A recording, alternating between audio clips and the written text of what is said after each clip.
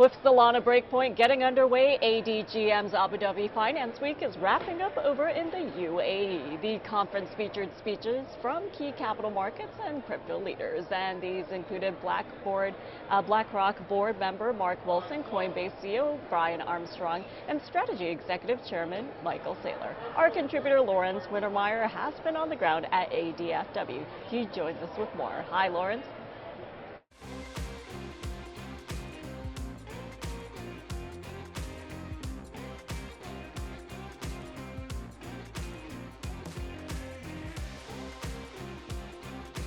I'm Lawrence Wintermeyer, and welcome to FinTech TV from Abu Dhabi Finance Week. I'm delighted today to be joined by Richard Crook from Deus X Pay, CEO. How you doing? I'm doing great. It's great to be on the show. Lawrence, as always, Deus X Pay is growing fast. And growing fast in the killer app space of stablecoins. Walk us through what's going on in the stablecoin space. I think stablecoins were born out of the crypto industry, but have definitely found the blockchain killer app. Outside of the finance industry, the real economy is now using stablecoins, and over the summer we've seen a burst of activity. We've now eclipsed Visa. There's $1 trillion a month moving of stablecoins, and that's not Kraken and Binance settling. They do their own $4 trillion. We're now talking about $1 trillion of real payments with real companies and real people, and that's outside of finance, outside the banks, and outside of crypto.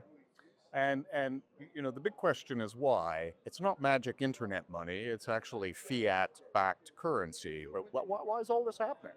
Well, people have been trying to make international payments, and domestic payments is a solved problem. Yeah. We're talking international payments. Cross-border. Cross-border. When you try and move money cross-border, it's painful. It'll go into the system, it'll stay there, they might ask questions that actually you have an important date and an important payment to deliver, and the bank doesn't care. And that money gets held up and may even get returned to you. At the same time, they're not allowed to tell you anything about it.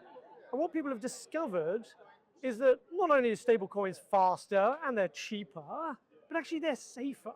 So from a customer experience perspective, if you're trying to move money internationally, you've got the ability to now move it instantly, 24/7, and you know it's going to get delivered.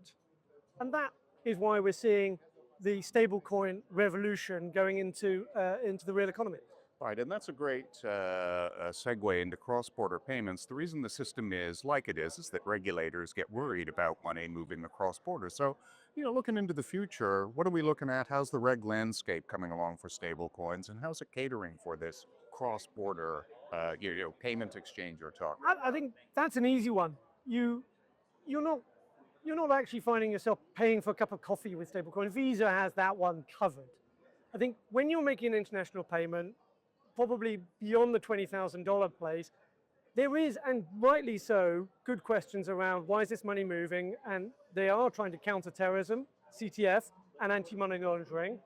And in that regard, when you move it through the banking system, 4 to 6 banks, 4, 5, or 6 banks will test whether or not it's passed their test, and you're running a roulette of it at any point. It'll be a legitimate payment. You're running a roulette of it getting held up somewhere as Right. 6 banks And doing their... And all of your payments, Lawrence, are legitimate.